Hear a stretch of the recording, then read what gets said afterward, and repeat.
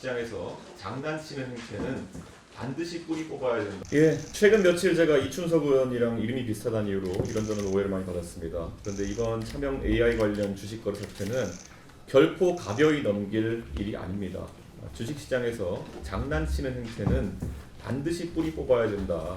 대통령께서 시장 질서를 바로잡겠다고 약속했다면 이번 사안은 특별히 예외 없는 엄정한 조치가 따라야 된다. 이렇게 생각합니다. 국민들은 이춘석 의원의 탈당 하나로 충분하다고 생각하지 않습니다. AI에 100조 원을 투자하겠다고 말해놓고 정작 어디에 어떻게 투자하겠다는 계획은 TV토론에서도 제대로 설명하지 못했던 정부의 모습이 떠오릅니다. 이렇듯 방향성 없이 정부 주도로 진행되는 지원 사업들 속에서 결국 일부 정치인들이 정보를 악용해 테마주에 차명으로 투자하는 복마전이 벌어지는 것이 확인된 것입니다. 정부가 추진하는 AI 관련 투자나 지원 산업 전반에 대해 선침해와 정보 악용이 발생하지 않도록 철저히 수사하고 제도적 장치를 마련해야 합니다.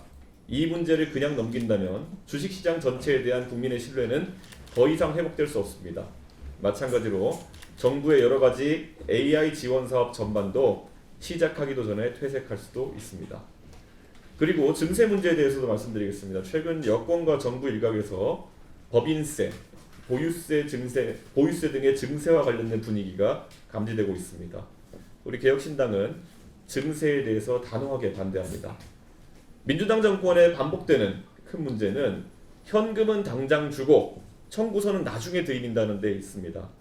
문재인 정부 시절 재난지원금은 풀었지만 그 이후 물가 상승과 전 월세가 폭등으로 서민들이 감당해야 했던 고통은 훨씬 컸습니다. 이것이 진짜 후불제 복지의 민낯입니다. 이번에도 과표 현실화라는 명분을 내세워 혹시라도 부동산 증세를 하게 된다면 그 부담은 고스란히 가격 결정력이 약한 임차인에게 전가될 것입니다. 이재명 정부는 지금 경제 전반이 침체기에 있는 시점에서도 선심성 쿠폰 사업을 벌이며 국가 재정을 무리하게 소진하고 있습니다. 그 와중에 국민연금과 건강보험의 지속 가능성은 더욱 불안해지고 있고 구조개혁 대신 모수조정에 의존하고 있습니다. 이런 상황에서 부동산 과표 조정에 의한 꼼수 증세 가능성은 국민을 또다시 불안하게 만들고 있습니다.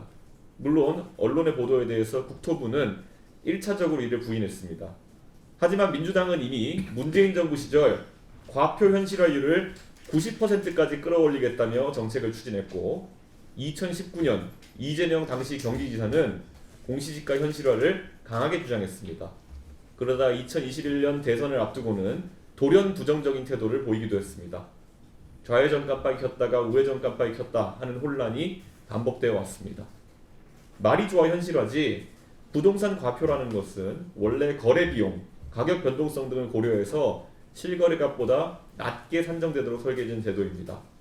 세율을 조정하는 것에 비해서 조세 저항이 적다고 해서 현실화라는 이름으로 국민을 속이며 슬그머니 증세를 하는 일은 용납될 수가 없습니다.